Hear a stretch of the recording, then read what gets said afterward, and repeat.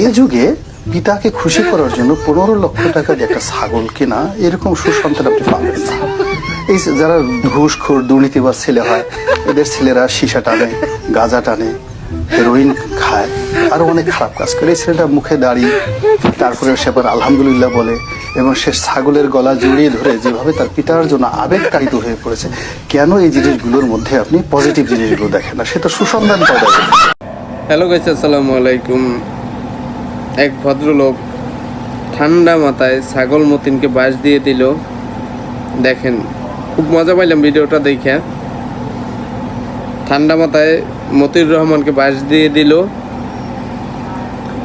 খুব ইমানদার একজন ছেলে, তার মতিউর রহমানের একজন ইমানদার ছেলে, 5 ওয়াক্ত নামাজ পড়ে, 1 ওয়াক্ত নামাজ কাজা করে না, ইভেন কি সে সপ্তাহে 2 দিন রোজা রাখে। খুব ভদ্র একটা ছেলে। তো যেমন বাবা তেমন তো ছেলে হবেই। বাপ চোর, ছেলে ভালো, কিন্তু ভিতরটা কেমন আল্লাহই জানে। তো আমার কাছে খুবই ভালো লাগলো যে বাসটা দিল খুব সুন্দরভাবে। এই যুগে পিতাকে খুশি করার জন্য 15 লক্ষ টাকা দিয়ে একটা ছাগল কেনা, এরকম সুসন্তান আপনি পাবেন না।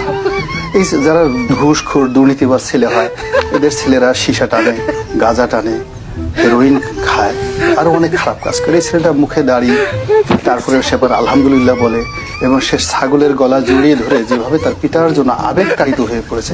কেন এই জিনিসগুলোর মধ্যে আপনি পজিটিভ জিনিসগুলো দেখেন না? সে তো সুসন্ধান পাওয়া যায়। ভিডিওটা দেখলেন তো বাসটা কিভাবে দিল।